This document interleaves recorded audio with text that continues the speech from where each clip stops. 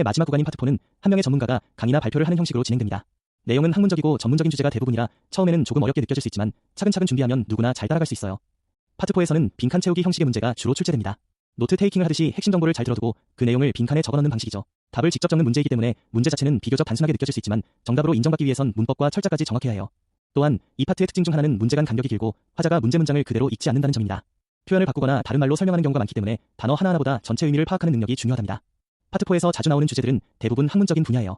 예를 들어 기후변화나 생태계, 에너지 자원처럼 자연과 환경에 대한 이야기를 다루는 과학 분야가 있고요. 또 인공지능이나 새로운 기술, 정보 보안처럼 우리가 일상에서 점점 더 많이 접하게 되는 기술 관련 내용도 자주 나옵니다. 사람들의 행동이나 사회 구조 같은 주제를 다루는 사회학, 기억력이나 감정 조절, 학습 방법 등 인간의 마음을 들여다보는 심리학 분야도 자주 등장해요. 역사적인 사건이나 고대 문명, 산업혁명처럼 시대 흐름을 집어보는 역사 이야기, 마지막으로 온라인 교육이나 교수법 같은 내용도 나올 수 있어요. 이처럼 파트 4는 정말 다양한 분야에서 소재를 끌어오기 때문에 폭넓은 주제에 익숙해지는 것이 중요하답니다. 이처럼 다양한 분야에서 소재가 등장하지만 걱정하지 마세요. 배경 지식이 없다 해도 듣는 연습과 문제풀이를 통해 충분히 준비하실 수 있어요.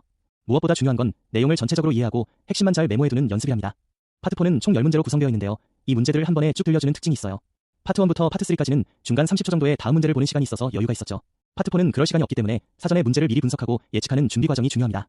또한 이 파트는 내용이 길고 복잡하게 느껴질 수 있지만 오히려 차분히 듣고 따라가기만 해도 정답을 충분히 찾을 수 있는 파트랍니다. 그럼 어떻게 대비하면 좋을까요? 첫 번째로는 단어 수 제한을 반드시 확인해야 합니다. 대부분은 한 단어로 답해야 하지만 어떤 문제는 두 단어나 짧은 구문이 정답일 수도 있어요. 그래서 답을 적기 전에는 반드시 문제 위에 적힌 조건을 체크해야 해요. 두 번째는 전환 단어, 그러니까 화자가 중요한 정보를 꺼내기 전에 자주 사용하는 단어들을 잘 들어야 합니다. 예를 들어 반면에, 하지만, 다음으로는 같은 표현이 등장하면 이제 새로운 정보가 나오겠구나 하고 준비하는 거죠. 이런 전환 표현들은 정답이 나올 시점을 알려주는 신호와도 같아요. 세 번째는 표현 바꾸기, 즉 패러프레이징에 익숙해지는 연습이 정말 중요해요. 토미와의 1:1 IELTS 수업은 렉시스 어학원으로 문의 주십시오.